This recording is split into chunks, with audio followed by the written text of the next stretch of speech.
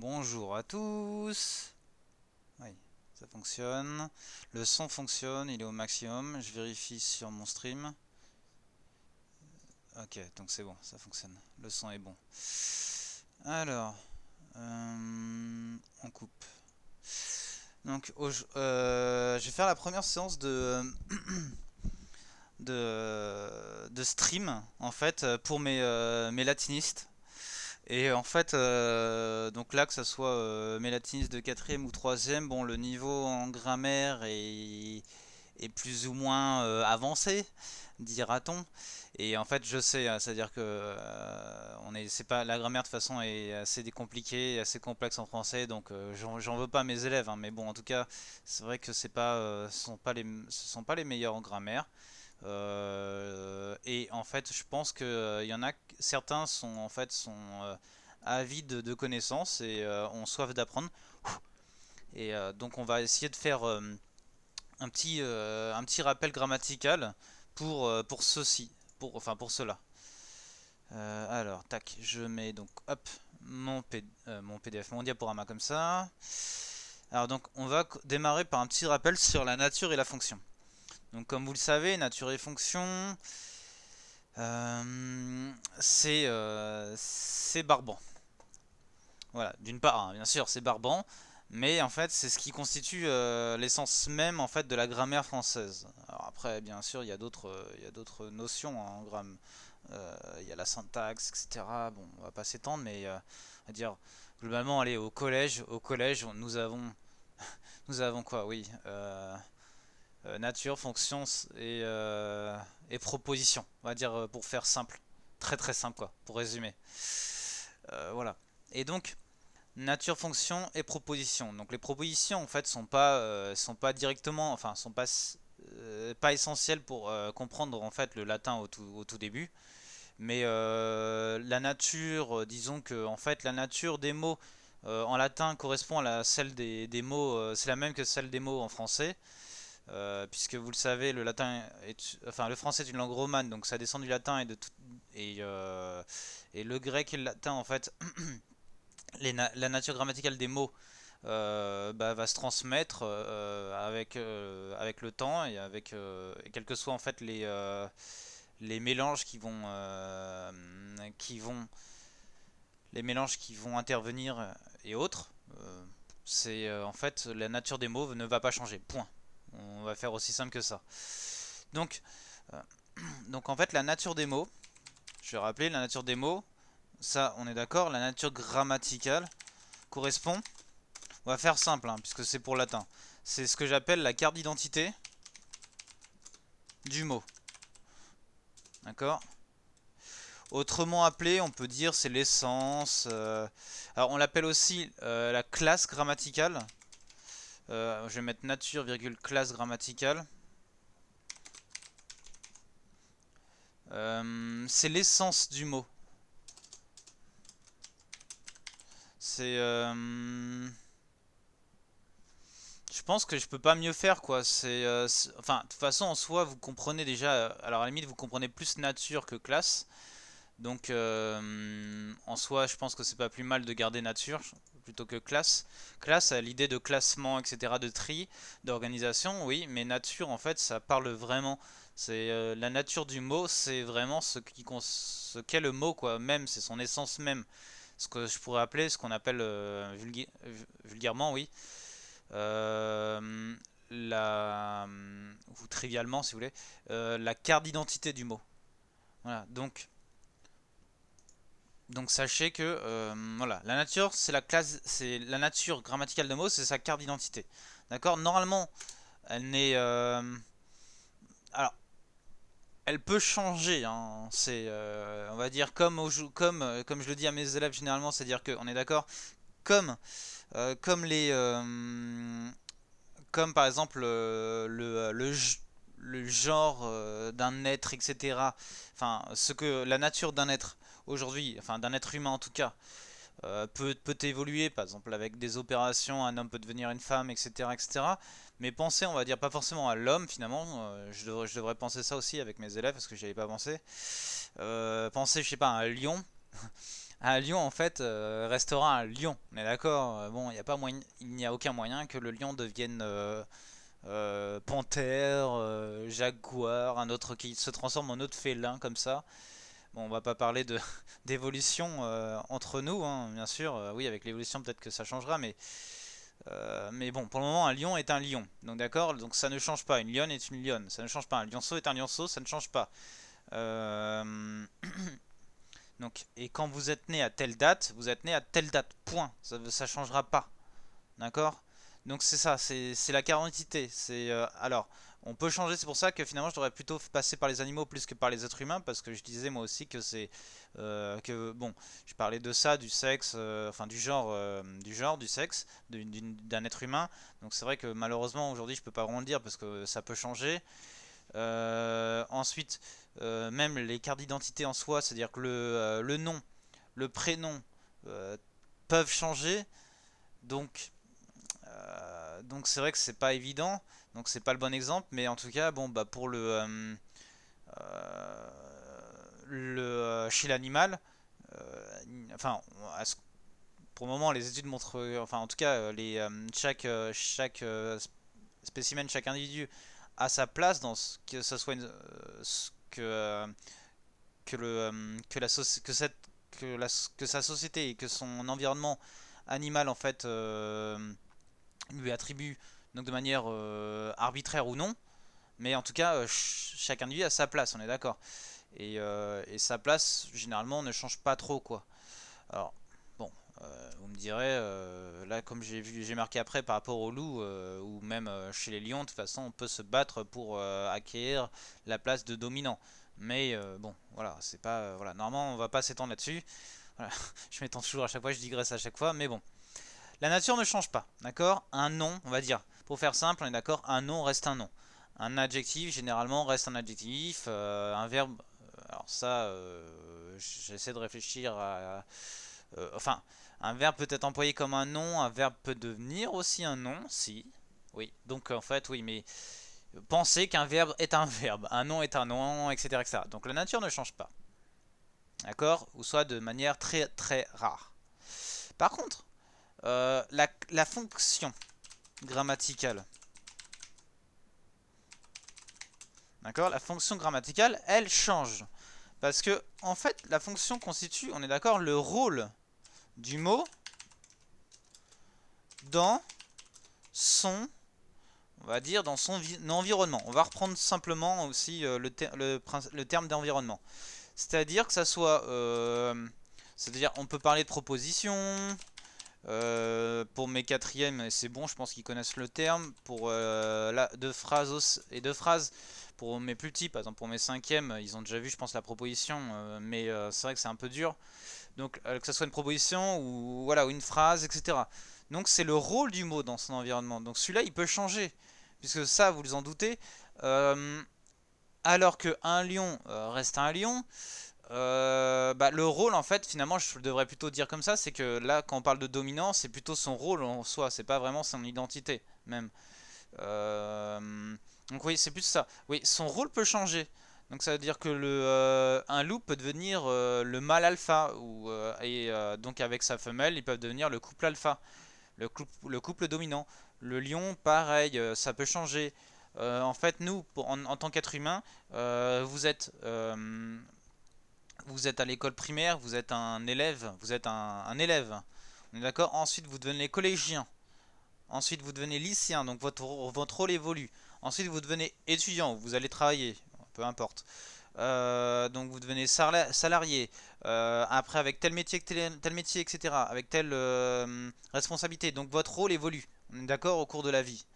Et ben, et au sein même de votre environnement. Votre rôle peut évoluer. Vous pouvez être parent à la maison, vous pouvez être enfant à la maison, vous pouvez être collégien à l'école, vous êtes professeur à l'école. Voilà, ça évolue, on est d'accord?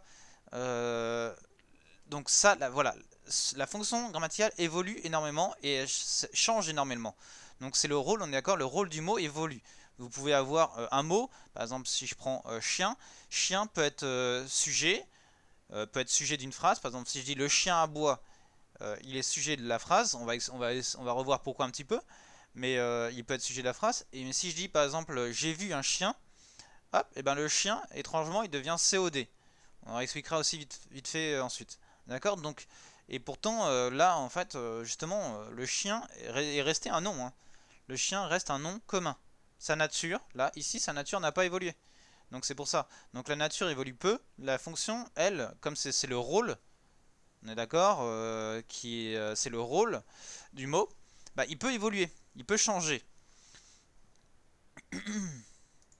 Donc voilà pour la nature et fonction. Donc ça, je voulais revenir un petit peu sur cette distinction et cette différence en fait.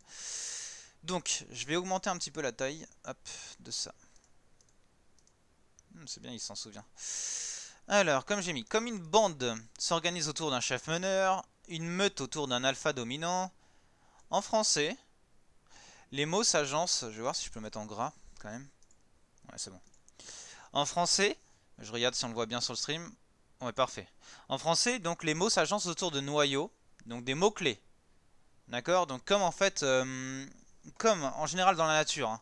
C'est-à-dire que autour d'un atome et dans un atome, vous pouvez trouver des protons, des électrons, des neutrons, etc. Et tout s'organise en fait dans et autour, au sein du noyau et autour du noyau. Dans un, je sais pas, dans un pays, vous avez un président, enfin un État, on va dire, enfin un État de forme démocratique présidentielle. Vous avez un président, dans une royauté, vous avez un roi, etc. En fait, le- tout en général dans la nature, on s'organise autour d'un meneur, d'un leader, d'un chef. Comme par exemple, j'ai écrit aussi, après, la meute de loups s'organise autour d'un alpha dominant. Eh ben, c'est pareil, en français, donc dans la langue française, les mots aussi, ça paraît logique, s'agencent, donc s'organisent autour de noyaux. D'accord. Comme je vous ai dit par exemple pour les électrons de l'atome. Donc les noyaux sont des mots-clés. D'accord. C'est pourquoi les fonctions grammaticales des mots dans la langue française sont souvent liées à des mots particuliers. Donc ce que je disais, les noyaux. D'accord. Exemple. Le nom. Premier mot noyau. Premier noyau. Premier mot-clé. D'accord, le nom. Vous avez donc ce qu'on appelle aujourd'hui, maintenant, pour les collégiens, ce que vous connaissez. Normalement, ce sont les expansions du nom. D'accord. Vous avez les épithètes, les CDN, c'est-à-dire les compléments du nom. Et vous avez la position, ou l'apposé, comme vous voulez, peu importe. Euh, En fait, ce sont des fonctions qui sont en fait qui complètent.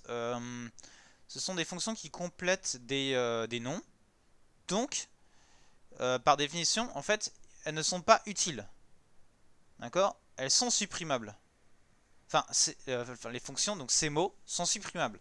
Si je dis un chien, on va dire bleu pour être extravagant, un chien bleu aboie, bah, le bleu, qui est un épithète lié, enfin une épithète liée, on peut le supprimer. On peut dire un chien aboie et on comprend toujours la phrase. D'accord. Etc. etc. Pour, par exemple, on va dire un complément du nom. Un complément du nom. On va dire le cartable de Mathilde est noir. Le complément du nom, la de Mathilde, on peut le supprimer aussi. Si je dis le cartable est noir, on comprend aussi la phrase. D'accord. Et pour la position en fait, c'est une valeur d'égalité toujours. En fait, c'est assez compliqué en fait de faire la différence au collège entre une épithète pardon, détachée et une apposition. Mais globalement, en fait, la position a la même valeur que le mot auquel il est apposé. Et généralement, c'est un nom. Donc, par exemple, si je dis le, si je dis la ville de Paris, on parle en général pas de complément du nom, mais d'apposition. Euh, et après, donc c'est un peu particulier ce que j'ai choisi, mais c'est une apposition. Ensuite, vous avez les appositions plus courantes, ce sont les appositions qui sont séparées un peu comme des épithètes détachées, c'est-à-dire par des virgules. Et donc, on pourrait dire Gérard, virgule, mon frère, est arrivé en retard. Et donc là, mon frère, et en fait, ça équivaut, on est d'accord, ça équivaut à Gérard, c'est la même chose. Donc en fait, c'est une apposition. D'accord? Donc voilà. Donc ça, ce sont des fonctions qui sont attachées à un nom. Euh, voilà pour voilà. Donc c'est le noyau ici et le nom. Vous avez compris. Ensuite, vous avez la plupart des fonctions sont liées au verbe.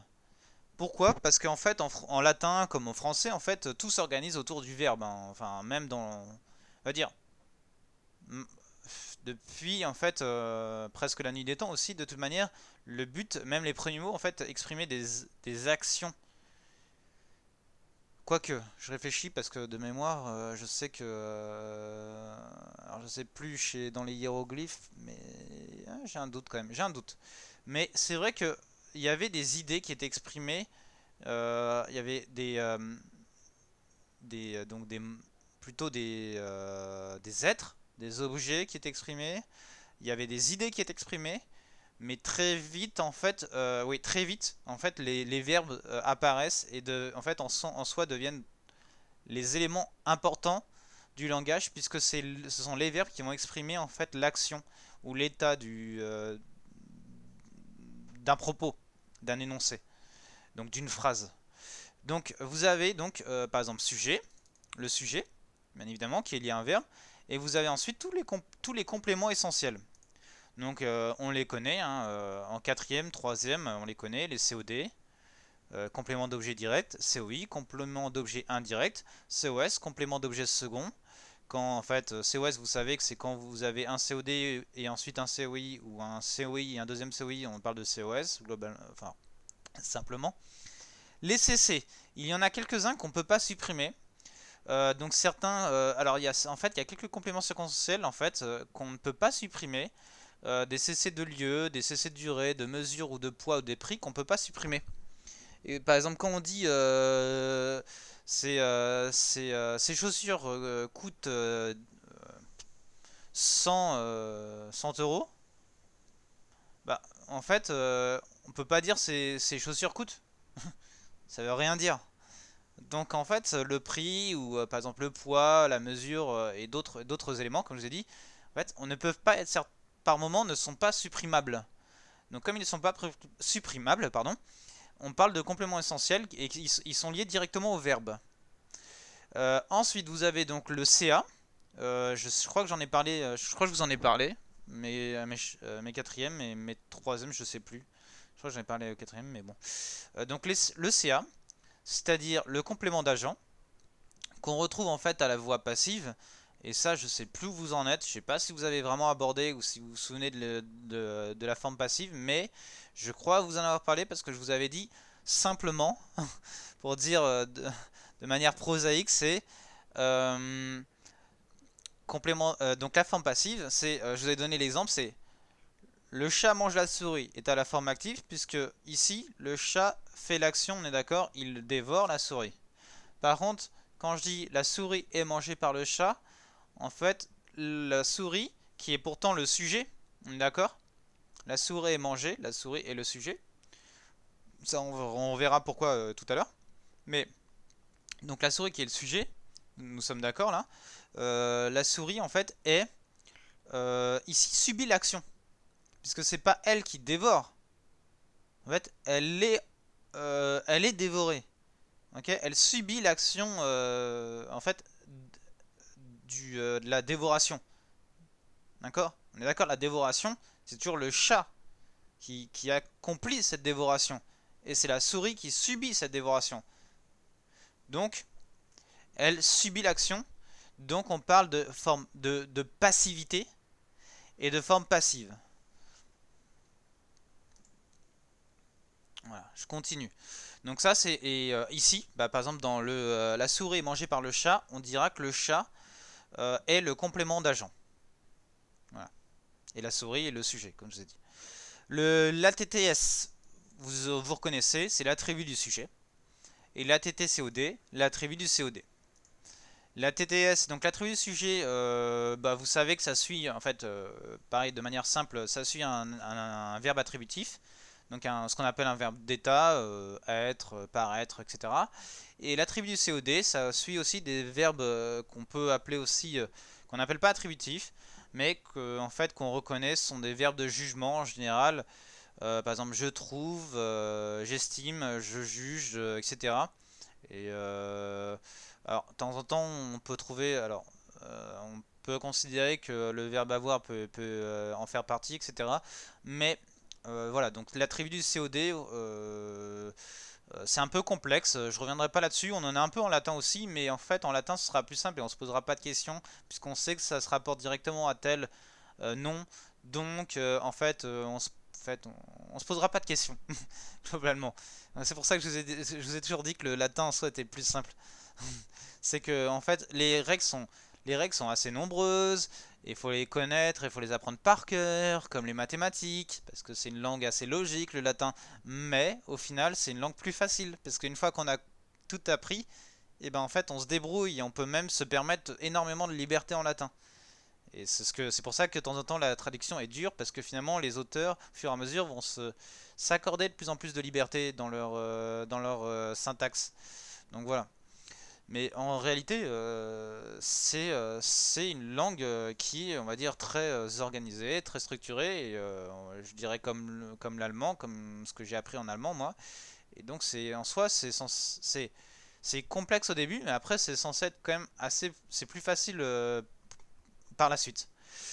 Alors, ensuite, le petit 3. Donc là, ce sont des fonctions qui ne sont pas liées en fait à un mot, donc finalement pas un noyau en particulier, pas un mot-clé, mais en fait à l'ensemble même, donc c'est-à-dire à la proposition, à la phrase elle-même. Et ce qu'on appelle des compléments de phrase, et donc là nous avons les autres CC. Vous les connaissez, on les a déjà vus au début d'année, ensemble avec donc, mes chers quatrième et mes chers troisième. Donc nous les avons vus au début. Donc nous avons les compléments circonstanciels, je sais pas. Alors encore, il y a les compléments circonstanciels de lieu qu'on peut retirer, des compléments circonstanciels de temps, les CCT, les CCM, le moyen, la manière. On a le CCC, je vous avais dit le complément circonstanciel de cause. Vous avez les compléments séquentiels d'accompagnement, etc., etc. Voilà, vous avez multiples de compléments séquentiels. Bon, on va pas tous les énoncer, mais voilà, donc elles sont liées. Ces fonctions sont liées à la phrase et comme vous avez vu tout à l'heure, par exemple, comme vous avez vous constatez tout à l'heure que j'avais parlé de sujet et complément essentiel, d'accord? Complément essentiel. Donc là, s'ils sont essentiels, c'est-à-dire qu'on ne peut pas les supprimer pour comprendre vraiment la proposition ou la phrase. Les expansions du nom, tout à l'heure, on a vu qu'on pouvait les supprimer. Bah là, observez par vous-même. Si je dis hier j'ai hier hier j'ai mangé un grec, on va faire simple. Hein. Hier j'ai mangé un grec. J'ai mangé, on supprime le hier qui est un CCT, d'accord, un complément circonstanciel de temps. Ben, je peux supprimer le hier. Je dis j'ai mangé un grec. On comprend la phrase. Nous sommes d'accord. Donc voilà, donc les compléments de phrase sont déplaçables, sont supprimables. Donc, donc c'est comme ça qu'on les repère. Par rapport, par exemple, à d'autres CC, comme je l'ai dit, par exemple, qui peuvent des CC de lieu ou de durée. Donc vous comprenez qu'il y a aussi de temps en temps un peu de temps. CCL et CCT là-dedans, dans les compléments essentiels. Mais quand vous pouvez les supprimer, c'est que ce sont bien des compléments de phrase. Donc des CC, enfin on va dire un peu pas normaux, mais des CC on va dire habituels, c'est-à-dire les compléments de phrase, qui ne sont pas indispensables, qui sont supprimables, qui sont non essentiels. Et quand par contre vous ne pouvez pas les supprimer, vous savez que par contre ils appartiennent aux rares CC qui sont compléments essentiels. D'accord? Par exemple le COD, je ne peux pas le supprimer. Si je dis non pas le chien à bois, mais enfin si par exemple le sujet, le chien à bois, si je retire le sujet, ça donne juste à bois. Ou juste si on considère que le dans la fonction c'est détermine, puisque c'est un déterminant, détermine, etc. Et on considère que ce n'est pas vraiment, on dit que c'est pas le groupe, il appartient au groupe nominal, mais ce n'est pas le sujet. Donc on dit chien, ok, et le sujet, donc ça donne le à bois. Le à bois, ça veut strictement rien dire. Donc on peut pas supprimer le sujet.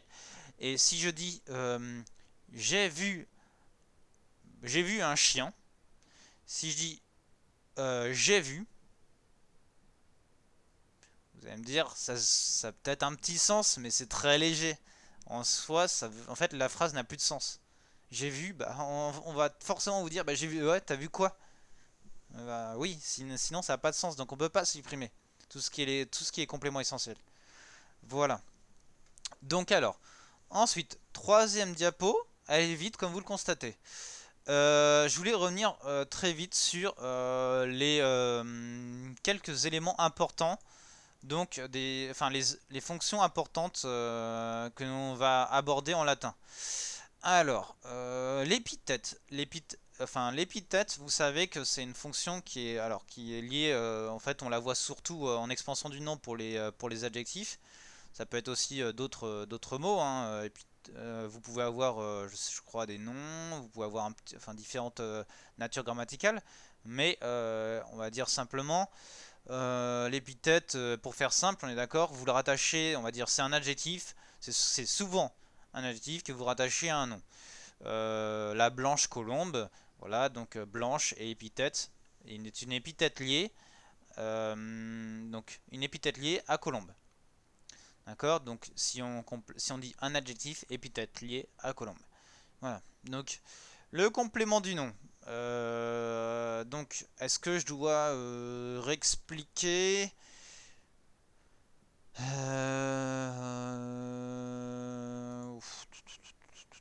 Oui, je peux peut-être expliquer en fait. Ouais, je vais réexpliquer quand même. Alors, on va refaire ça bien. Hop là. Donc fonction liée à un nom.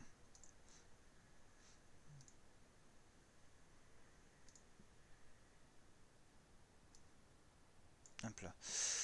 Donc, épithète par exemple. Je compléterai après. Oula.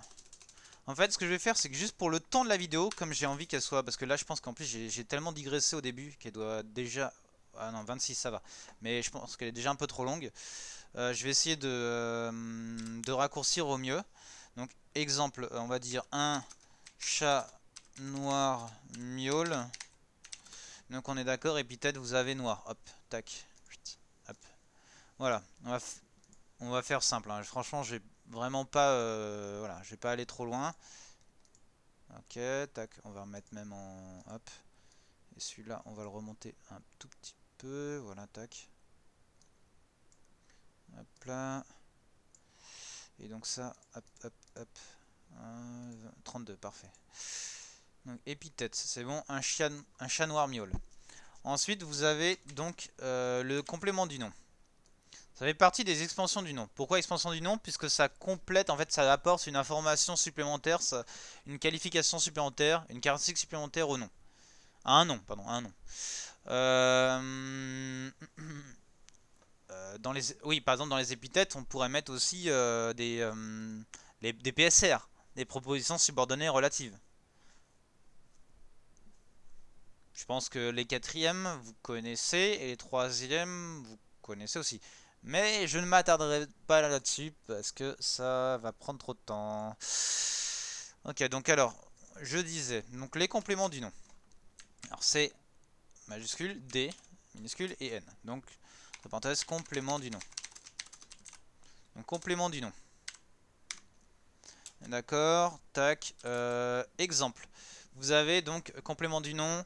En fait, on pose généralement la question de qui, de quoi, à qui, à quoi. Je reformulerai mieux hein, après. Vous aurez une version bien plus, soit peut-être un Word ou quoi que ce soit, enfin mieux fait, mieux structuré et mieux formulé et plus complet. Mais pour le moment là c'est pour la vidéo, d'accord? Donc vous avez un complément du nom. Pour repérer son rôle dans la phrase, généralement on pose la question de qui, de quoi, à qui, à quoi. Et attaché, donc en fait ça se rattache à un nom. Donc c'est là où c'est important. Donc je vais remettre par exemple le nom, vous voyez je vais mettre ça en rouge. Et ah oui je peux pas surligner par contre là sur les diapos. Mais je vais souligner en plus, voilà, tac. Et je vais mettre en majuscule en fait. Voilà. Donc quand c'est lié à un nom, par exemple pour une épithète en fait, il n'y a pas vraiment de question à se poser. Ce sont généralement des adjectifs, je vous ai dit, c'est peut-être des noms, peut-être des propositions, etc. qui se rattachent directement à un nom, voilà, mais sans l'intermédiaire, enfin, oui, d'une préposition. Je réfléchis parce que je sais plus si on peut parler d'épithète pour un nom. Euh, non, si je dis un chat, le chat de la... Non, enfin, je sais plus comme ça. Enfin, il n'y a pas d'exemple qui me vienne en tête comme ça. Si, c'est possible, hein, mais il n'y a pas d'exemple pour le moment qui me vienne en tête. Donc alors, là, je vais reprendre par exemple le chat de la voisine miaule. Alors, en fait, ici, vous avez donc, on est d'accord, c'est la voisine qui sera en fait votre complément du nom. Alors, si on veut parler de l'intégralité du complément du nom, on peut parler du groupe prépositionnel en entier, ce qu'on appelle un groupe nominal prépositionnel. C'est de la voisine. Mais globalement, par exemple, et même pour le latin, ce qui est simple, c'est retenez bien, comme ça pour pas vous compliquer la vie, c'est juste voisine. D'accord? Comme ça, en fait, vous y penserez mieux en latin, parce qu'en latin, le de là n'apparaîtra même pas. Vous aurez ni la préposition, ni en fait le déterminant. Donc c'est pour ça que le latin, encore une fois, est plus facile. Donc, voilà, c'est retenez la voisine. Donc, alors, on est d'accord. Le chat de qui? Bah, c'est le chat de la voisine. Et on est d'accord qu'on peut le supprimer. Par exemple, le chat noir. Attends, est-ce que je peux le... C'est quoi déjà? Ça, c'est pas... Oh, non, ça, c'est l'ombre. Voilà, barré, ça donne quoi? Oui, le chat noir, voilà, on peut le barrer. On peut le supprimer. Le chat de la voisine, on peut le supprimer. On comprend toujours la phrase. D'accord? Et donc, n'oubliez pas, le complément du nom, c'est de qui de quoi, à qui à quoi, mais vous pouvez pas le confondre normalement avec un COI, qu'on verra après, parce que il est rattaché directement à un nom. D'accord? Ici, à un nom. Est-ce que... Enfin, oui, pardon, je regarde sur mon écran, mais faut que je regarde la caméra. D'accord? Il est rattaché à un nom. Donc, vous devriez pas, normalement, vous tromper là-dessus. Ensuite, je disais apposition. Alors, on fait pareil, copier-coller.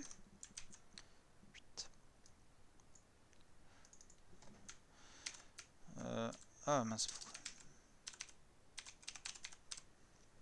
Apposition. Alors, le chat, on va dire le chat, virgule, Félix, miaule. Hop. Voilà, on va faire l'exemple le plus simple, hein, encore une fois. On va pas se creuser les méninges. Hein. Le chat, virgule, Félix, miaule. Là, vous avez un exemple d'apposition. D'accord? Pourquoi on parle d'apposition? Parce qu'en fait, ils sont sur le même plan, on est d'accord? Sur le même plan. Donc sur le même niveau d'égalité. D'accord? C'est le chat, virgule Félix. C'est comme si j'avais dit le premier ministre, virgule, oui, Édouard Philippe. euh, euh, donc abroge, voilà, ou vote la loi, peu importe. En fait, là, le chat, virgule Félix miaule, on est d'accord, c'est sur le même plan. On est d'accord, le chat et Félix sont la même chose. Si j'avais une épithète détachée, j'aurais dit par exemple le chat, virgule fatigué, miaule. Ou le chat, virgule plutôt affamé, miaule. Et là, en fait, on aurait parlé d'épithète détachée. D'accord? Bon, allez, je vous en mets un, dans ce cas-là. Hop. Donc ça, c'est lié. Et après, donc je vais vous... Hop. Euh, un chat, virgule, affamé. Ou soit... Non, parce qu'en fait, un chat, virgule, affamé, c'est un peu étrange. Donc, affamé, virgule, le chat, miaule. Ce qui est plus logique. Ok, et donc dans ces cas-là, vous avez en fait une épithète détachée. Ah mince, non, c'est pas souligné, c'est barré. Voilà. Donc là, nous avons lié, épithète liée. Et là, vous avez épithète détachée. D'accord? Donc c'est pourquoi on dit épithète détaché, parce qu'il est séparé par une virgule. Que je vais mettre en violet. Non, en violet on voit pas assez. De toute façon là on voit plus rien. Ouais, on voit rien. On va mettre en violet très foncé, mais ça se voit à peine quoi. Voilà, donc voilà. Quoique si je le mets en gras, on verra peut-être un peu plus la virgule. Ouais, là on la voit un peu plus. Ok. Donc pourquoi on dit détaché? Parce qu'il y a la virgule. Donc vous avez épithète, CDN et apposition. Je pense que c'est bon là-dessus. Voilà, donc ce sont... donc, épithète. Il n'y aura pas de problème en latin, puisqu'en fait, ça sera directement lié au nom, d'accord? Donc en fait, vous aurez les mêmes terminaisons. Je peux parler tout de suite de terminaison avec vous, parce que mes quatrième, troisième, vous savez très bien en fait euh, qu'on parle de fonctions et de cas, etc., que les cas ont une certaine terminaison, et donc que en fait en latin les adjectifs par exemple là correspondants que je vous ai mis par exemple noir ou affamé auront la même terminaison que les noms auxquels ils correspondent. Donc en fait c'est plus simple en soi. Ensuite les compléments du nom, vous savez que les compléments du nom c'est lié au génitif, donc c'est une terminaison différente. Voilà, ça aurait pu hein, puisque c'est lié à un nom.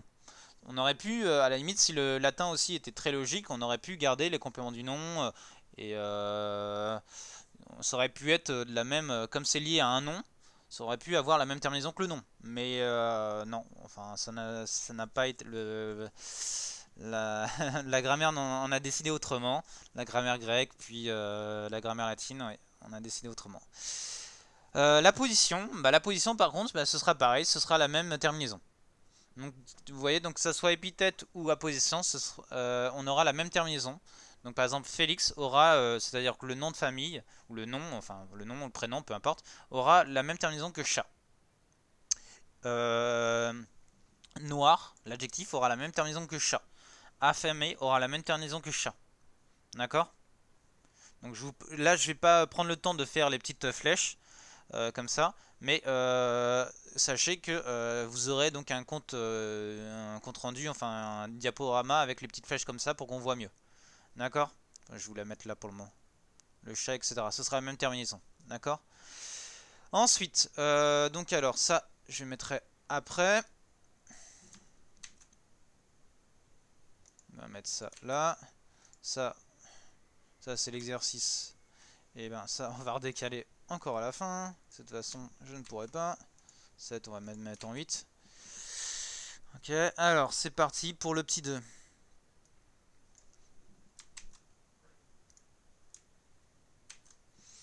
Le petit 2, donc nous avions les fonctions liées à un verbe.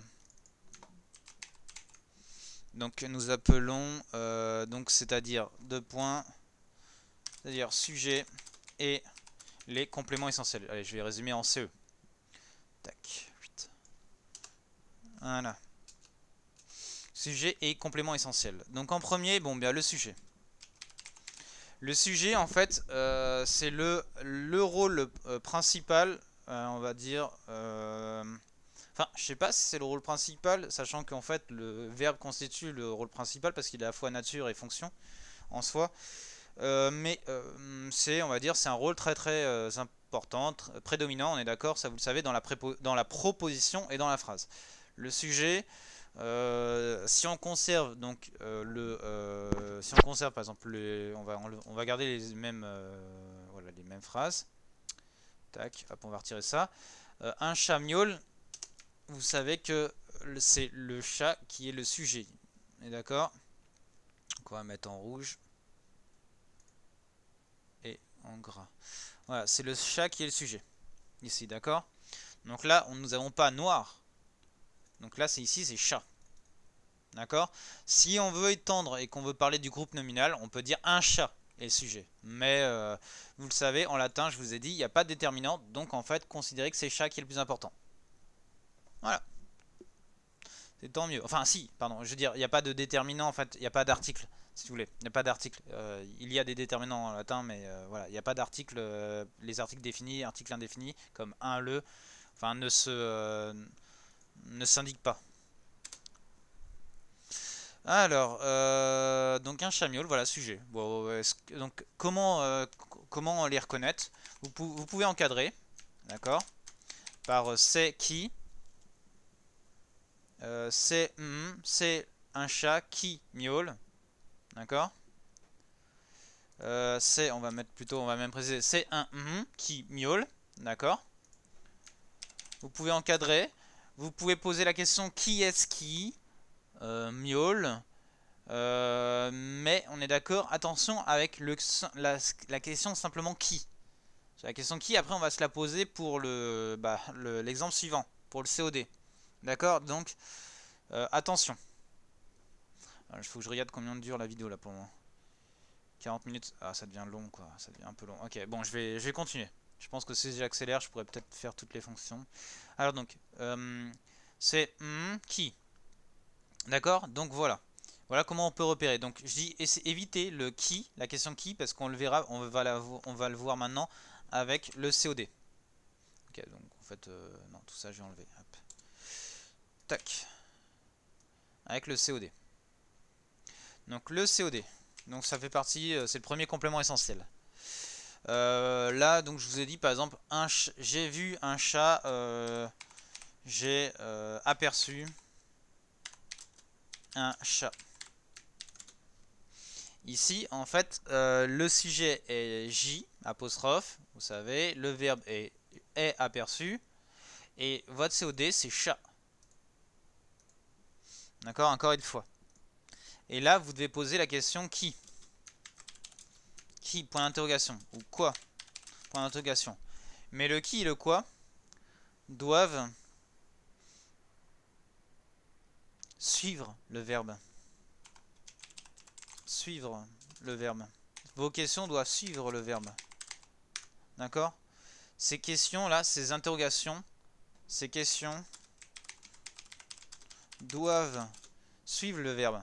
Parce qu'en fait, si ça précède, donc si je dis qui est aperçu, bon, ce qui veut rien dire, mais bon. Par exemple, si par exemple j'avais dit le chat miaule, je dis qui miaule? Bah, le chat. Et pourtant c'est le sujet, donc la question qui est pas bonne, c'est pas pour un COD dans ce cas, vous allez me dire. Non.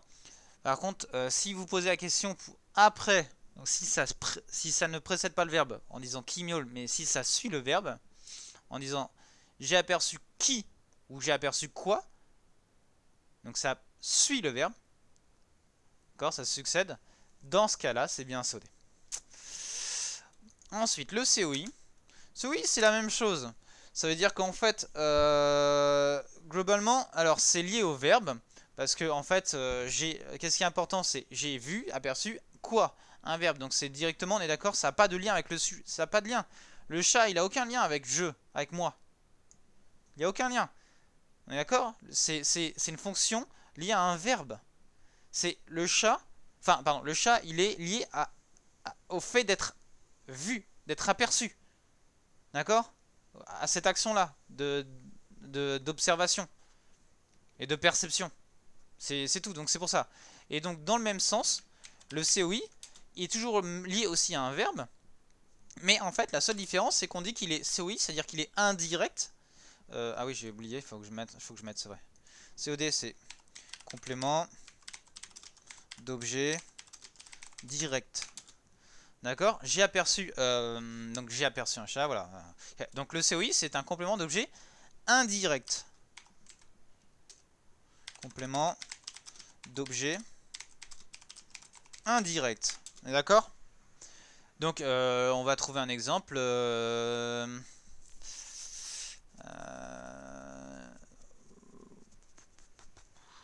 Qu'est-ce que je pourrais mettre? Est-ce que je pourrais garder un peu la même formulation? Alors il faudrait que je trouve peut-être un verbe transitif indirect. Voilà, ça ne vient même pas naturellement, encore une fois.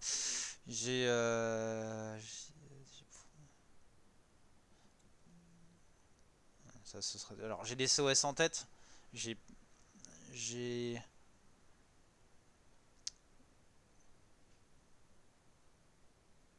ouais, j'ai prié pour mon chat. Oui, j'ai prié pour mon chat. On pourrait le dire, mais bon, c'est un peu, ouais, j'ai pas envie de dire ça quoi. Enfin si, on pourrait le dire, j'ai prié pour mon chat. On pourrait le dire, hein, je pourrais le mettre, mais c'est vrai que c'est un compliqué celui-là. Je vais vous mettre, j'ai prié pour mon chat. Donc ça, ce serait un COI avec le pour qui. Pour qui.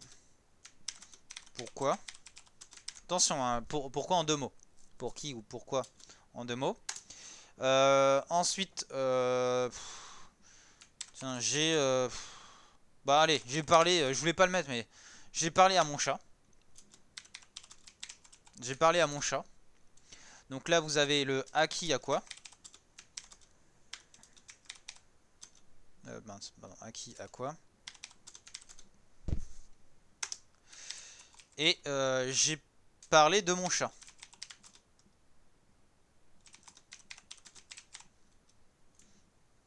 Je voulais pas trop le mettre, parler, je voulais trouver un autre verbe, mais bon, en fait, c'est vrai que c'est plus simple, c'est vrai que c'est toujours plus simple avec le verbe parler. Donc de qui, de quoi. Tout ça, ce sont des, on est d'accord, tout ça, ce sont des compléments d'objets indirects. Enfin, pardon, tout ça, non. Enfin, c'est à chaque fois le mot chat qui apparaît comme COI, on est d'accord? Pourquoi? Parce que vous avez l'intervention, enfin l'intervention, vous avez la, pas la liaison, mais vous avez la relation entre le verbe. La relation entre le verbe et votre CO et votre complément d'objet indirect se fait par une préposition que je vais mettre donc d'une autre couleur. Donc on va mettre un non pas un, on va mettre un bleu bleu et on va mettre en gras. Voilà, je pense que ça se voit bien. C'est bon. Voilà. Donc c'est par l'intermédiaire, donc c'est indirect. C'est pour ça que je vais surligner, voilà, pareil, indirect, gras, voilà. C'est indirect. Il y a une préposition entre. Ensuite, donc nous avions le COS. COS, c'est la même chose, sauf qu'en fait, vous avez déjà la présence soit d'un COD, soit d'un COI. Donc c'est COS, donc complément d'objet second. Est-ce que j'aurai le temps de faire ça comme un cours normal en 50 minutes? Je vais essayer de me presser encore plus. Donc alors, exemple, j'ai donné, je sais pas, j'ai donné du poulet à mon chat. J'ai donné du poulet, alors je ne mets pas de majuscule parce que vous voyez j'ai mis les deux points, mais je pourrais mettre à mon chat. Hop là, chat, tac. Alors, donc ici, j'ai donné quoi? Nous avons un COD. Tiens, faut que je sois sur la même ligne. Faut que je sois sur la même ligne.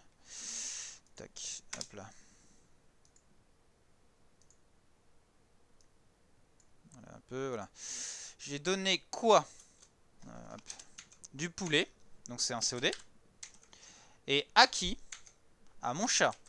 Donc en fait, comme vous avez déjà c'est un COI, mais je vais mettre flèche. Hop, elle est là. COS. Puisqu'il y a déjà un COD devant. D'accord? Et donc en fait, CO, je vais mettre comme ça là en bleu. Non, pas en bleu, faut que je mette en vert dans ce cas-là. Tac. Donc, faut que je change un peu de couleur. Et votre COS, il est là, en rouge. Le chat. Tout comme toujours. D'accord, j'ai donné du poulet à mon chat, votre COS il est là. Donc en fait le COS, le complément d'objet second, il apparaît quand vous avez déjà un COD ou un COI qui le précède. C'est tout. Ok, alors j'en suis à combien de temps? 48 minutes, j'aurai pas le temps, donc je peux pas finir à temps. Alors, il me reste quoi? Il me reste les CC spécifiques. J'en ai parlé un petit peu à l'oral et comme ils sont très rares, même en latin, je vais pas le mettre. Je vais pas en parler. Le complément d'agent, il est rare aussi. Euh, ah, hmm, hmm. Enfin, on en trouve en latin. On en trouve en latin, mais bon. Bon. Oui, allez, bon, je peux en faire un. Je peux en faire un.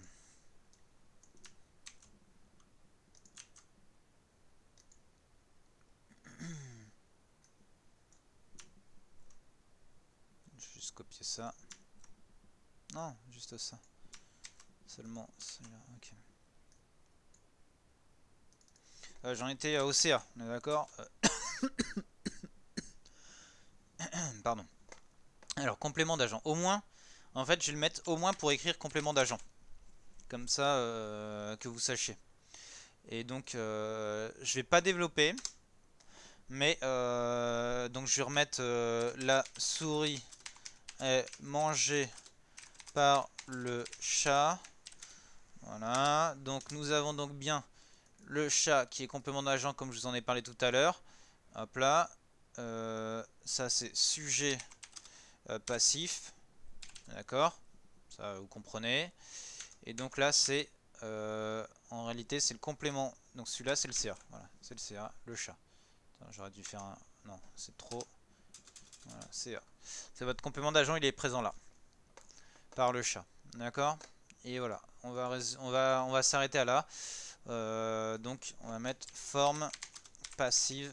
C'est la tournure, forme passive. On appelle ça. Avant ça, on parlait de tournure, de voix. Maintenant, on parle de forme passive, voilà. Alors, ensuite, après les CA, c'était quoi déjà? C'était, nous avions... ah oui, les attributs. Donc, ok, les attributs. Donc alors, les attributs. En premier, l'attribut du sujet. Je vais refaire comme j'ai fait, ATTS. Donc, entre parenthèses. Hop. Où est-ce que je... Ouais, non, je vais tout enlever là. Hop là. Attribut du sujet.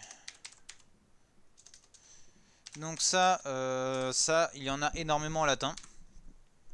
Comme en français, hein, de toute manière, hein, je pense que c'est à peu près, c'est équivalent en fait. Vous retrouvez beaucoup d'attributs du sujet, parce que les attributs du sujet servent en fait à décrire. Enfin, souvent vous les retrouvez donc après des, comme je l'ai dit, après des verbes attributifs, des verbes d'état, et donc ils servent à décrire, à caractériser. Donc alors, ils sont, comme vous avez compris, ils sont, alors c'est, en fait c'est, ils sont ambigus quoi. Les attributs du sujet et pareil. Alors, on les met, en fait, on les classe dans les compléments essentiels et donc c'est-à-dire dans la parce que c'est vrai qu'ils se construisent autour d'un verbe. Enfin, alors, ils sont construisent autour du verbe, ça c'est sûr, certains à 100%, mais ils sont tellement liés, un peu comme les expansions du nom, ils sont tellement liés en fait au nom, à d'autres, enfin à des noms ou à des pronoms, etc. Ils sont tellement liés en fait, enfin euh, à un noyau qui n'est, en fait, ils se construisent autour du verbe, mais ils sont vraiment étroitement liés au nom. Donc, en fait, ils sont ambivalents. On aurait pu les attribuer en soi. Je pense que les grammairiens auraient pu les attribuer. Alors souvent, même par exemple dans les cours que vous allez vous trouver à droite à gauche sur internet ou dans des manuels, on va les classer un peu à part. On va mettre juste les attributs. On les met pas dans les compléments essentiels, c'est les attributs, etc. Voilà. Moi, je regardais là, je crois que c'était dans. Je regardais justement pour avoir une petite confirmation dans le Grévis que en fait, bon, il est classé avec les compléments essentiels. Donc j'ai fait de même. Mais c'est assez, voilà, c'est assez difficile. Les attributs du sujet, attributs du COD, ils sont vraiment construits autour d'un verbe, hein. Ça, il n'y a pas de problème. Donc on peut parler de compléments essentiels et le noyau et le verbe. Le noyau et le verbe. Mais ils sont étroitement liés, ils sont reliés vraiment à un nom ou un pronom. Donc voilà, donc c'est toute la difficulté de l'attribut du sujet. Alors, la complément, pardon, j'ai pas posé, j'ai oublié de dire, pour le complément d'agent, en fait, vous allez poser la question de qui, de quoi encore. Donc, faut pas les confondre avec les COI et par qui, par quoi. Mais voilà, c'est un peu compliqué. En fait, c'est surtout reconnaître. Je vais mettre ça en gros. Alors, il y a l'accent sur le i. Bon, on va le mettre. Le petit chapeau. Reconnaître la forme passive quoi du verbe. Enfin, la voix passive du verbe. On va écrire la voix passive du verbe. Point d'exclamation. 3 points d'exclamation. C'est surtout ça qui va vous aider. D'accord. Donc, si vous voyez une voix passive. C'est bon. C'est que en fait c'est a priori vous aurez un complément d'agent quoi. Ouais, par contre c'est tellement gros que je vais faire un petit... Ouais, je vais me sauter une ligne. Ok. Alors, donc attribut du sujet. L'attribut du sujet, il y a... c'est idiot. Parce qu'en fait ça va être pareil. Ça va être la question qui quoi. Et ça, donc comme je dis juste la question qui ou la question quoi, ça veut dire, comme vous avez compris, c'est comme le COD, ça veut dire ça suit le verbe, on est d'accord, c'est comme un COD. Mais, attention, mais, après un verbe d'état, entre parenthèses, attributif. Attributif. Ok. Exemple, enfin, tel que... Attendez, ah oui, j'ai mis deux R, ok. Tel que... être... paraître... Mince, j'ai mis... Pas... Ah oui, forcément. Paraître... sembler... Nani, nanana. Ok. Sembler... etc., etc. Ok. Donc ça, vous connaissez. Donc, on est d'accord, c'est la même question qui, quoi. Ça peut être un nom, ça peut être un adjectif, ça peut être pas mal de choses, mais c'est après un verbe d'état. Attention. Et ça, mes troisièmes, ça, ils le savent. Parce que ça, j'en ai beaucoup travaillé ça avec mes troisièmes, avec vous cette année. Donc, les attributs du sujet, normalement, vous êtes censé les reconnaître. Les quatrièmes, je crois qu'on n'a pas trop vu ça. On n'a pas, je pense pas qu'on ait trop révisé. Enfin, et puis comme par exemple, je sais qu'il y a en fait, dans la classe de troisième, il y en a quelques-uns quand même qui ont fait, par exemple, qui a essayé de faire la traduction bonus. Et là, je crois, parmi les quatrièmes, je crois qu'il y en a, je crois qu'il y a que, il y en a qu'un qui a essayé, je crois. Donc bon, bah, c'est sûr que c'est pas, voilà, ça va pas vous aider si, bon, enfin en tout cas, si vous aviez essayé de faire le devoir bonus sur la traduction, là, ça vous aurait aidé en tout cas pour tout ce qui était, comme j'ai dit, fonction. Mais vous vous débrouillez pas si mal en soi, hein. Ce que je veux, c'est vraiment vous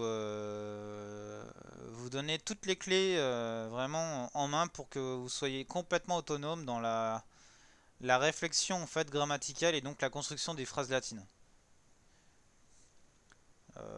Alors, donc je disais verbe d'état, verbe attributif. Exemple, qu'est-ce qu'on peut dire on est toujours sur le chat. Donc on va rester sur le chat. Alors bah on va dire justement, mais on va changer, on va dire les chats. Les chats sont noirs. Euh, on va même mettre les chats du voisin sont noirs. Ici, les chats du voisin sont noirs. Vous avez donc noir qui est votre attribut du sujet. Alors, alors pourquoi on dit attribut du sujet? Parce que, on est d'accord, c'est-à-dire que il, par l'intermédiaire du verbe être, ce qu'on mettra en bleu, par l'intermédiaire du verbe être, ils sont reliés au chat, qui est le sujet. Nous sommes d'accord, je crois. D'accord. Qui est-ce qui est noir? Enfin, donc, les chats sont quoi? Entre guillemets, noirs. D'accord. Donc ça répond. Euh, on pourrait dire comment aussi, parce que comme ce sont souvent des caractéristiques, on pourrait, on pourrait dire comment. Sont noirs, etc. Bon. Mais de toute manière, en fait, là où vous reconnaissez, c'est pour ça que je vous ai mis mais après un verbe d'état, attributif. Ça, voilà, je vais le mettre en gras quand même. Ah, c'est pénible, mais bon, si, là je peux augmenter un peu. Voilà. Et donc en fait, c'est vraiment cet indice-là. C'est si vous voyez un verbe d'état, vous savez que généralement vous allez avoir un attribut du sujet après. Voilà. Donc les chats, donc noir, votre attribut du sujet. On va le mettre. Donc chat, c'est sujet. Son, c'est bah, votre verbe d'état. D'état. Et noir, c'est votre attribut du sujet. Ok. Hop, ouais, c'était celle-là. Et le rouge, c'est. Enfin, l'attribut du sujet, c'est rouge. Mince, J'ai mis bleu pourtant. Je suis allé trop vite. Voilà. Donc voilà. On remet en automatique. On a. Hop là. Voilà, donc ouais, on va faire à peu près comme ça. Tac, on va faire. Non, plutôt. Hop. Hop là. Pourquoi il fait ça? Normalement, il était bon. Ok, c'est étrange. Tac. Là, on va faire hop. Un peu moins. Voilà, à peu près comme ça. Donc les chats sont les sujets, noir attribut du sujet et le son est le verbe d'état, d'accord? Ça vous en avez autant en français qu'en latin, d'accord? Donc il faut vraiment vraiment réfléchir, d'accord? En latin vous aurez en fait des vous aurez le verbe être, c'est composé, etc. Mais bon, enfin donc voilà, donc mais enfin que dire en fait, c'est vous en avez beaucoup dans les descriptions quoi. Voilà. Les attributs du COD sont plus complexes et vous en avez un peu plus en, je dirais en, je sais pas si vous en avez plus en latin finalement, mais bon, je sais pas si vous en avez plus, pardon, attributs du COD. Mais bon, c'est à connaître quand même. Alors, quelle question je pose? Hmm. On va mettre c'est attaché à un COD par l'intermédiaire d'un verbe de jugement. Donc le i. Alors, c'est lié, on va mettre lié à un COD par l'intermédiaire d'un verbe de jugement. Exemple, je trouve ces chats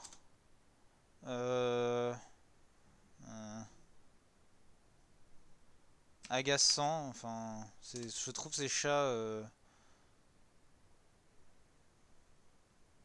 beaux. Oui, je trouve ces chats beaux. Alors, je trouve ces chats beaux. En fait, là, on dit pas que les chats, en fait, c'est là, celui-là, en fait, l'attribut du CD est compliqué, mais vous allez voir, je vais vous expliquer, je pense, assez simplement et vous allez comprendre très vite. Les chats ici, ils ne sont pas beaux. D'accord. Vous me suivez bien. Les chats ici, dans la phrase, ne sont pas beaux.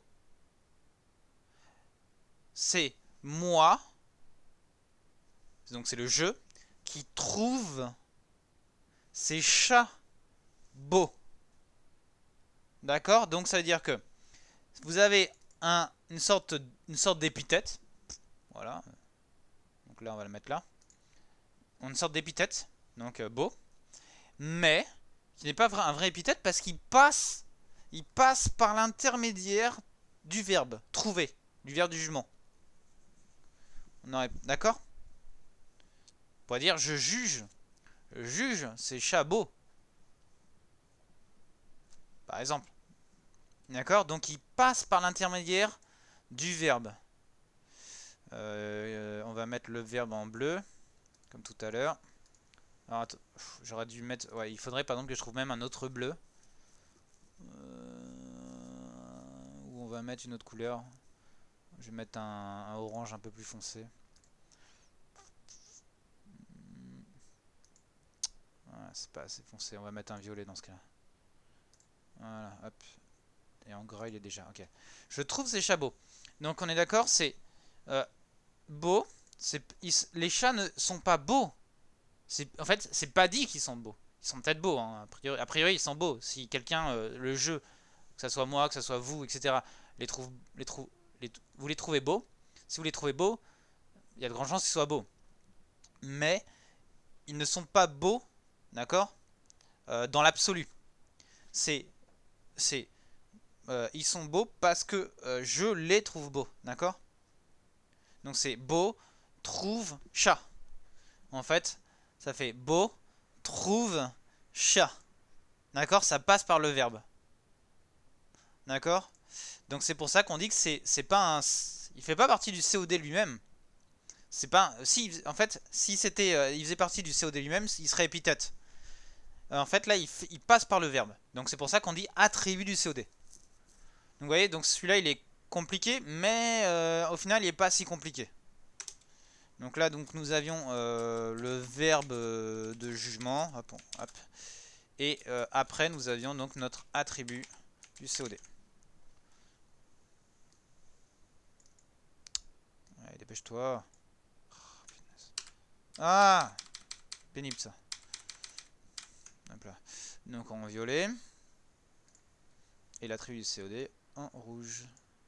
Bon, c'est pas grave, de toute façon, on peut faire ça. Tac, hop là. Voilà. Donc voilà, c'est pas du tout facile. Mais bon, c'est à savoir quoi. Attribut du sujet, je vais laisser quand même ça en gras. J'ai vraiment tellement envie de le laisser en gras parce que c'est tellement important l'attribut du sujet. Surtout en français. Et ensuite, bon bah, sujet passif. Voilà, reconnaître la voix passive du verbe. Je vais mettre là comme ça, tac. Et puis CA, complément d'agent. Alors, il n'y a pas. En fait, je trouve ces chats. Pareil, c'est un peu comme comme tout à l'heure pour la tribu du sujet. On pourrait poser la question qui, quoi, comment. Je trouve ces chats comment. Je trouve ces chats qui. Enfin, je trouve ces chats quoi. C'est un peu moins joli, mais je trouve ces chats comment beau. Mais bon, il n'y a pas vraiment de question quoi. Donc, ce sont des mots, souvent des adjectifs, comme les attributs du sujet, souvent des adjectifs, d'accord, qui sont liés à un nom, mais par l'intermédiaire d'un verbe. Et comme en fait, ils se construisent autour du verbe, et on est d'accord, ils sont pas juste, ils sont pas, par exemple là, la différence c'est que là, les chats, si j'ai dit les chats noirs, ça aurait été noir, et aurait été épithète. Mais comme je dis les chats sont noirs, les chats sont noirs. En fait, il est séparé, on est d'accord, chat et noir sont séparés par le verbe d'état. Donc on dit qu'il est attribut du sujet. Et là, en fait, le beau n'est pas séparé de chat. Donc on en pourrait dire épithète. Mais comme il passe par l'intermédiaire du verbe, c'est trouve, ou ou d'autres verbes, peu importe, d'autres verbes de jugement et autres, en fait, ce n'est pas c'est pas une véritable épithète. C'est un attribut du COD, puisqu'il passe par l'intermédiaire du verbe. D'accord? Et donc nous terminons ensemble par les derniers, c'est-à-dire les fonctions liées à la phrase elle-même. Hop. Le 3. Hop là. Tac, tac, tac, tac. Je crois que c'était à peu près... Même 36, je crois. Je crois que c'était 36. Mais on va aller à 40. Ok, et donc on va reprendre ça.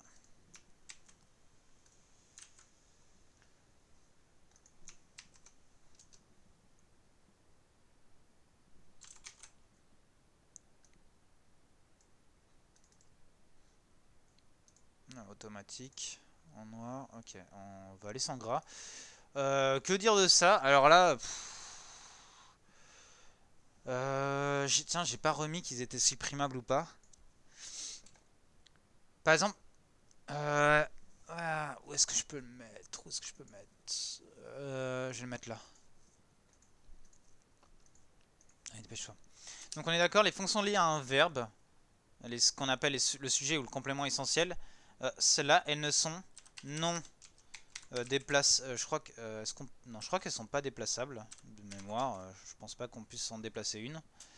Et non supprimables.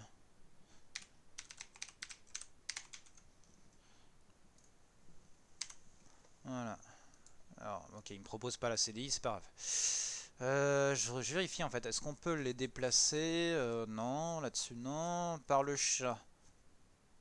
Oui, enfin on pourrait le déplacer légèrement. Par le chat par exemple, ou un COD peut-être. Oui, le COD, c'est oui, on peut les déplacer légèrement. Par exemple, surtout le COS. COS, on peut le mettre, on peut le déplacer un petit peu aussi. Mais bon, normalement, bon, en tout cas, on va mettre pas même un sujet, mais par exemple, un chat miaule. De temps en temps, on peut trouver des sujets inversés. Mais dans une phrase, par exemple, là, un chat miaule, bah, le chat, non, je peux pas le déplacer. Chat, un, miaule, chat, non, ça se dit pas. chat a un miaule, non ça se dit pas, etc., etc. Donc on va dire non dépassable, non supprimable. Auparavant, donc les fonctions liées à un nom, on peut vous les supprimer puisque je les ai mis là, on les a barrés. Et donc bah, les derniers, on peut les, bah voilà, je vais pouvoir, donc ils sont supprimables aussi. Donc je pourrais les barrer comme ça. Donc je vais les barrer pour vous montrer qu'on peut les supprimer. Alors les CC, donc complément, tiens non je vais l'écrire là. Complément, donc entre parenthèses, complément circonstanciel.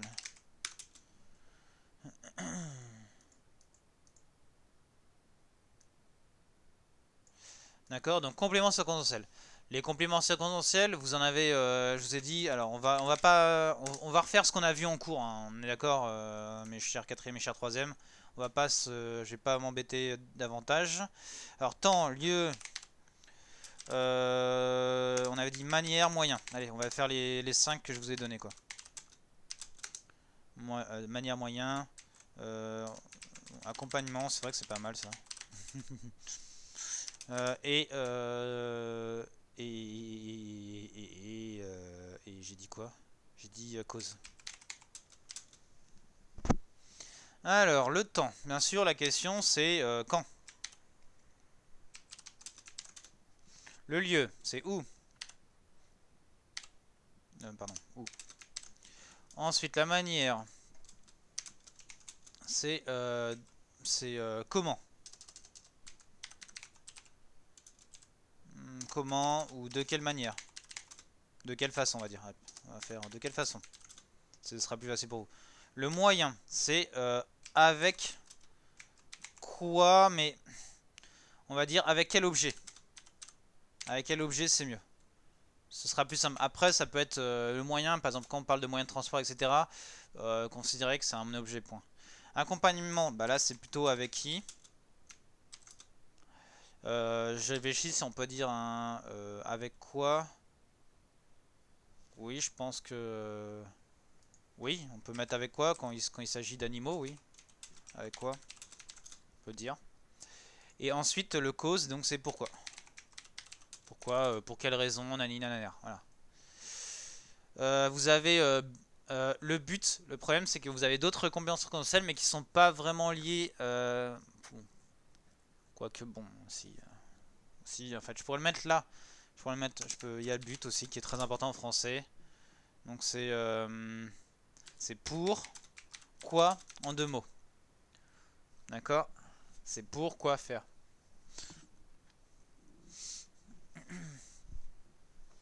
Euh, à la limite, si vous hésitez, vous pouvez dire enfin, non, c'est pour quelle raison. Par exemple, c'est cause, c'est aussi pour quelle raison. Pour quel motif. Pour quelle raison. Et le but, c'est pourquoi je vais à la plage pour me bronzer. Euh, ouais, pourquoi en fait, hein, c'est pour. Enfin, non, dans quel but on dit, ouais. Dans quel but. Pourquoi ou dans quel but. Dans quel but. Voilà. Pour quelle raison, donc, et là, dans quel but. Ok, donc c'est pourtant, alors que ça a rien, en fait, on est d'accord, la cause, on est d'accord, c'est ce qu'il y a au début.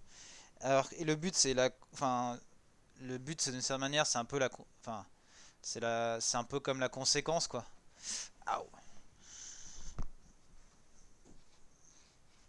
Enfin, non, non, pardon, je divague. C'est pas comme la conséquence, pardon. Mais non, non, c'est vrai que, mais bon. Bon après, oui, en fait, j'aurais pu rajouter aussi conséquences, etc. Mais bon, ça va, bon, ça va. J'en suis à combien de temps? Oh, mais mince, j'allais dire un gros mot. Non, ça fait trop longtemps là. Ok, je vais clore vite, je vais clore vite. Tac, tac, tac. Est-ce que je peux mettre ça? Hop là. Je suis sûr. Voilà. Non, alors on va mettre 28. Ok, on remonte ça. Je vais juste donner les exemples comme d'habitude.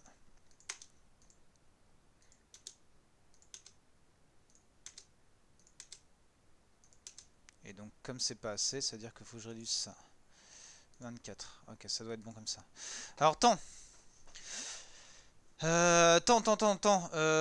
Donc, temps, bah alors, on était avec le chat, hein, le chat, donc alors. Euh,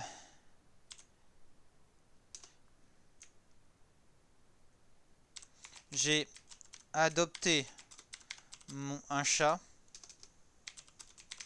hier. On est d'accord? Hier, tac, en rouge. On peut le supprimer. Tac, barré. D'accord, on peut le supprimer. Voilà. Ou j'ai qu'est-ce qu'on pourrait dire ou le ce chat a été abandonné. Non, qu'est-ce que je fais? Abandonné au bord de la route. Hop. Donc ce chat a été abandonné au bord de la route. Là, vous avez au bord de la route. Ou soit, oui, on va mettre au bord de la route en entier. Globalement, après, c'est route, hein, mais ce au bord de. Ouais. Là, je pense que c'est une locution, de toute façon prépositive. Donc, oui, je pense que c'est route. Mais bon, au bord de la route, ok. Au bord de la route, donc vous avez ça. Donc, on peut le supprimer. A été abandonné, simplement. Voilà. On comprend la phrase. Ce chat a été abandonné. Manière, comment, de quelle façon? Donc, ce chat. On va mettre. Non. Les chats ont été battus avec.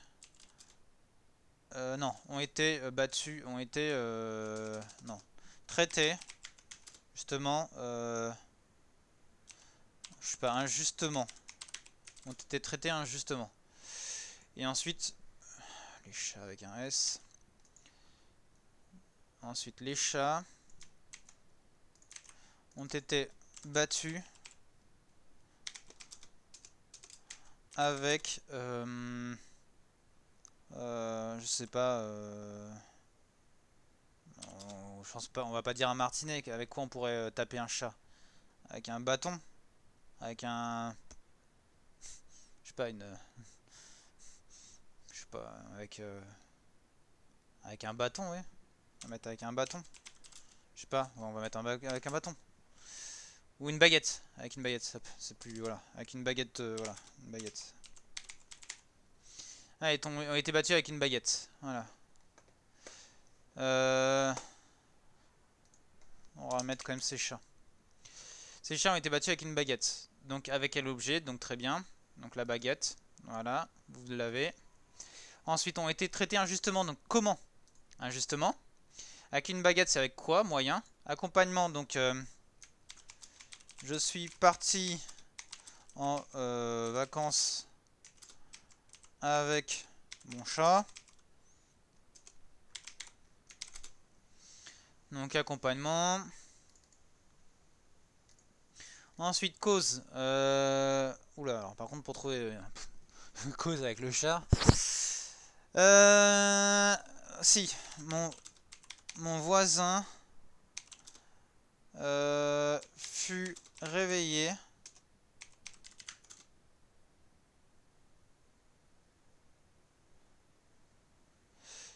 Alors si je dis non, c'est pas génial parce que si je dis fut réveillé par, en fait, en soi, c'est plutôt un complément d'agent. Euh,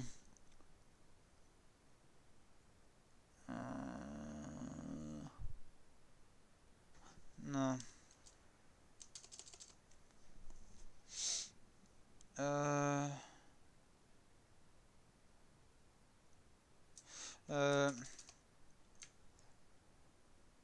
ce chat va mieux grâce au remède du... c'est pourquoi j'ai mis ça. Du vétérinaire. Vétérinaire. Hop là. Se porte mieux grâce au remède du vétérinaire. Hop là. Tac. Parfait. Et ensuite, donc un but, on va mettre au hasard. Donc j'ai dit, moi je disais, hum,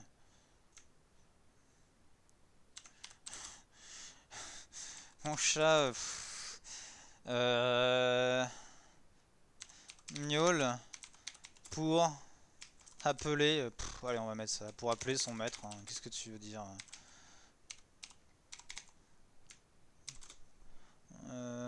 Hop, son. Et on va mettre un chat miaule. On va mettre, c'est du présent de vérité générale, ce que je viens de faire avec mes élèves en français. Un chat miaule pour appeler son maître. Et donc vous avez ça. Hop. Du but.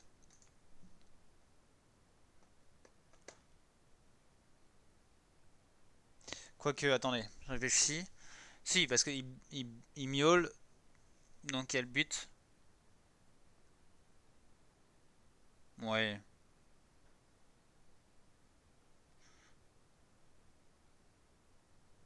Hmm. Le problème, c'est quand je dis, par exemple, je pars à la plage, il part à la plage pour bronzer. C'est du but, ça c'est sûr. Mais on aurait envie, pour quelle raison? Oui, c'est vrai que si on a envie de mettre une cause aussi, mais non, c'est du but, oui, c'est du but, c'est du but. Voilà. Donc alors, voilà où on en est. Donc voilà, on a revu ensemble toutes les. Faut que je, voilà, faut que j'en plus que je, tac. Alors, pardon, faut que je barre tout ça injustement. Donc hop, je barre. Ensuite, c'était avec une baguette. Donc pareil, dites-vous qu'avec une baguette, il y aura un mot en latin. Avec mon chat, il y aura un mot. Grâce au remède, alors après du vétérinaire, mais en tout cas, bon. Hop là, en sachant que, bon, non, je vais tout barrer parce que sinon ça paraît pas logique, mais bon. Mais voilà, en fait, on peut tout barrer. Ça veut dire ce chat va mieux. Ça peut se dire. Donc on peut le supprimer. Et là, pour appeler son maître, un chat miaule, ça a du sens aussi. Donc voilà, donc vous avez en fait un grand aperçu enfin un large aperçu des fonctions grammaticales françaises. Et encore, je me suis pas donné à fond. Donc sachez juste, tiens, on va quand même lire un petit peu, puisque de toute façon, comme j'ai dépassé le temps, on va en profiter. Tac. Alors, non, ok, et en grand, pardon. Donc pour tout ça, pourquoi? C'est qu'en latin, euh, en fait, comme en français, vous savez que le genre et le nombre euh, en fait, donc suscite l'apparition d'une terminaison. Enfin, pas tout le temps, mais ça peut. Par exemple, on peut mettre des E pour le féminin, on peut mettre des S pour le pluriel, etc. Enfin, et d'ailleurs, c'est généralement le cas, c'est ce qu'on apprend, hein, bien sûr. Ou des X aussi au pluriel. Mais voilà, bon. Voilà, donc des terminaisons peuvent apparaître pour indiquer le genre et le nombre.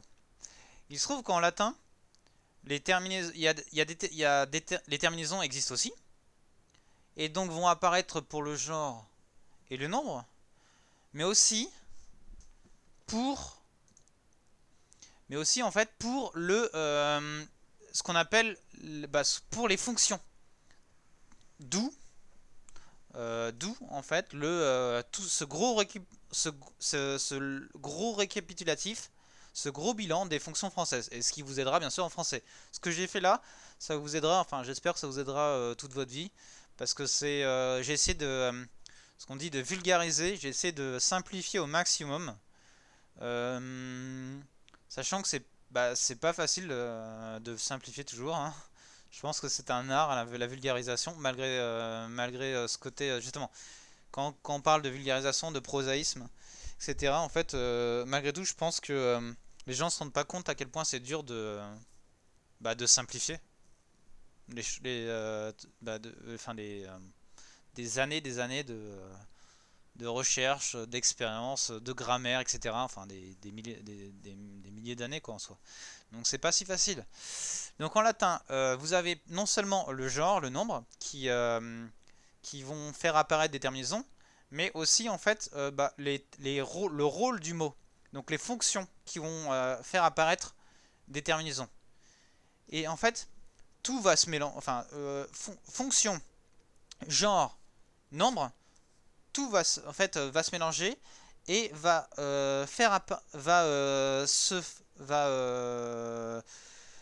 apparaître sous la forme de terminaison en latin. Et comme vous avez compris que c'est lié aussi aux fonctions, c'est-à-dire que vous allez avoir beaucoup de terminaisons.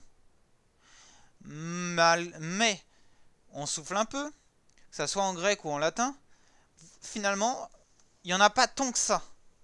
Ça veut dire que les anciens, donc vous avez compris les anciens, je dis les grecs et les latins, vont en fait regrouper un certain nombre de fonctions dans un même, ce qu'on appellera aussi un cas, d'accord? Donc dans un même cas, en fait, ils vont regrouper un certain nombre de fonctions que nous on connaît aujourd'hui en français dans ce qu'on appellera une famille de fonctions. Voilà, on va dire une famille de fonctions. C'est-à-dire que par exemple, c'est comme si en fait nous, au lieu de, par exemple, c'est comme si du jour au lendemain, nous, en français, nous disions on arrête de parler de COD, on arrête de parler de COI, on arrête de parler de, je sais pas, alors les attributs, je vous ai dit que c'était un peu à part, mais on arrête de parler de, je sais pas, de complément d'agent, on arrête de parler de tout ça, et on dit complément essentiel, d'accord? Et donc tout ça, COD, COI, etc., on regroupe tout dans complément essentiel. Donc c'est ce qui est passé en latin et en grec. C'est qu'on a regroupé, enfin, les fonctions étaient regroupées. Donc, en latin, je lis. La fonction des noms, adjectifs et pronoms se reconnaît à leur terminaison. D'accord? C'est ce que je viens de vous dire. L'ensemble des formes que prend un même mot, donc l'ensemble des terminaisons, c'est-à-dire racine, ou oui, radical si vous voulez, et terminaison, forment donc ce qu'on appelle, donc d'un même mot, que ce soit un nom, un adjectif, un pronom, donc d'un mot variable, ça s'appelle une déclinaison. À part le verbe où vous savez qu'on parle pas de déclinaison, on dit comme en français, verbe, c'est pas une déclinaison, un verbe c'est une conjugaison. Chacune des formes s'appelle un cas. Attention, vous avez des cas donc des cas pour le singulier, ensuite des cas pour le pluriel. Ensuite, que ça soit pour le genre, c'est un peu compliqué. Disons que c'est là où c'est un peu compliqué. Ça veut dire que soit ils auraient pu faire alors pour les adjectifs c'est simple, oui, parce que vous avez des terminaisons pour tous les genres, c'est-à-dire vous avez des terminaisons pour le masculin, des terminaisons pour le féminin, des terminaisons pour le neutre. Pour les pronoms c'est la même chose. Mais pour les noms, vous avez en fait des terminaisons, ça s'est plutôt regroupé.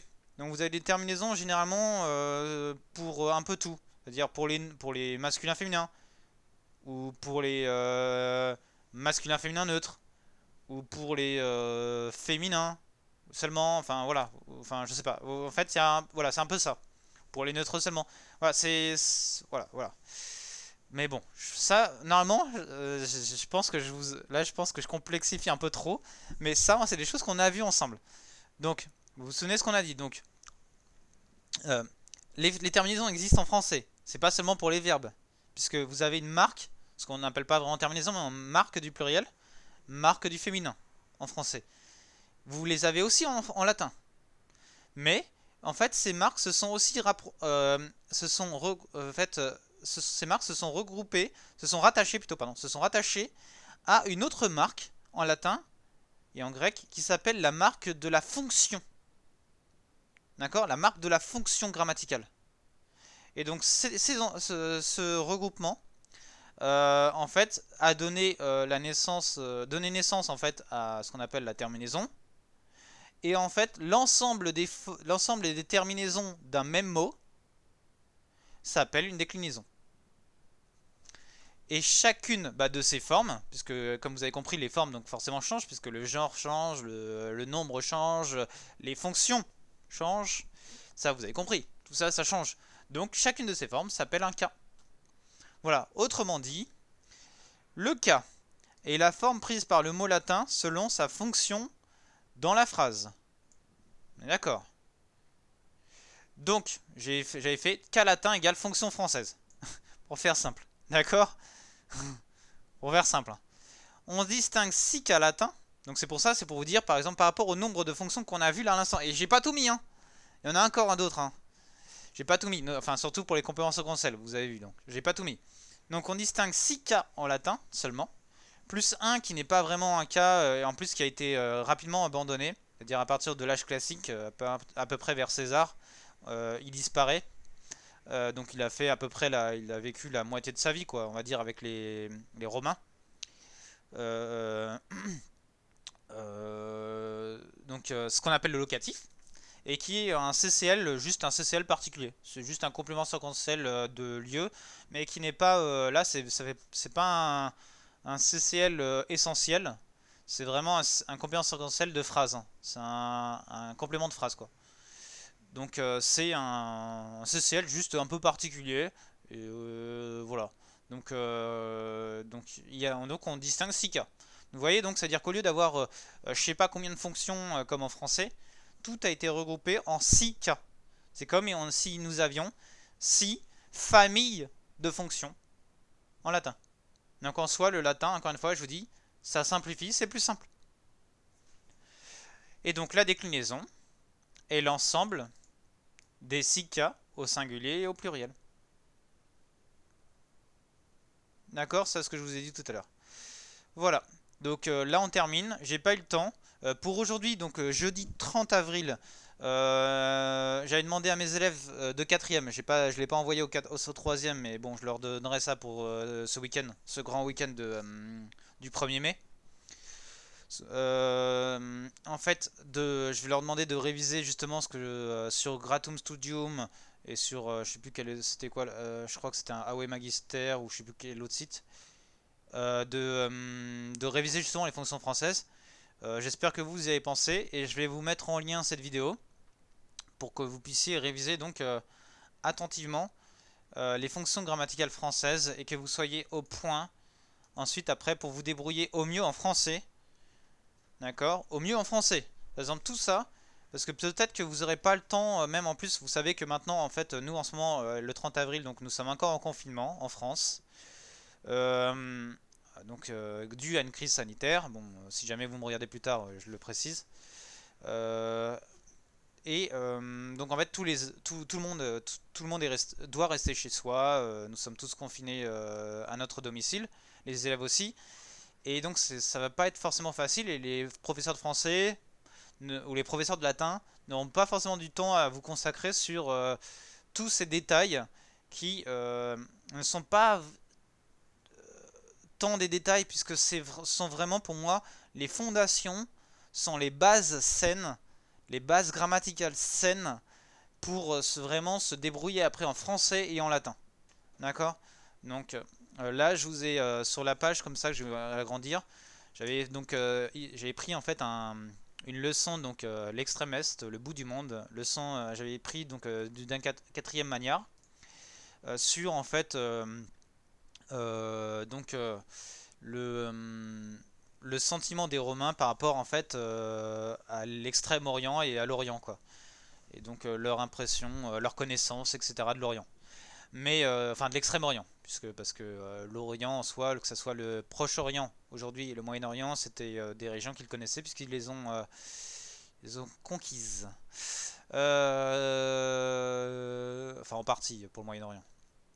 Mais donc voilà, et donc là-dessus, je voulais justement après m'amuser un petit peu sur certaines phrases à trouver sélectionner des mots et à trouver les fonctions françaises quoi. Voilà, simplement les fonctions françaises. Là, c'est vraiment, je parle pas. Là, je vous ai fait un petit rappel par rapport au latin, mais il ne s'agit pour le moment que des fonctions grammaticales françaises. Je vous parle même pas des cas. Je vous ai pas rappelé le nom des 6 cas latins. D'accord? Donc vraiment, c'est du français. D'accord? Donc je vais vous mettre cette vidéo sur, elle sera donc, je vais vous mettre le lien Twitch. Je vais la poster sur YouTube. Et puis vous aurez le lien aussi sur Pronote. Et donc le but ce sera de la regarder jusqu'au bout pour vraiment pour vous faire un... Ce sera un gros cours. Alors finalement, de toute façon, vous me connaissez. Ce sera un gros cours, donc là finalement d'1h30. Mais j'espère que vous irez au maximum de cette vidéo pour apprendre le maximum de choses. D'accord? Le maximum de notions. Voilà, sur ce, donc bien évidemment, je vous souhaite bon courage, bon confinement, et je vous remercie d'avance de me suivre et de m'écouter jusqu'au bout. Voilà, donc au revoir à tous. Je coupe le streaming. C'est parti.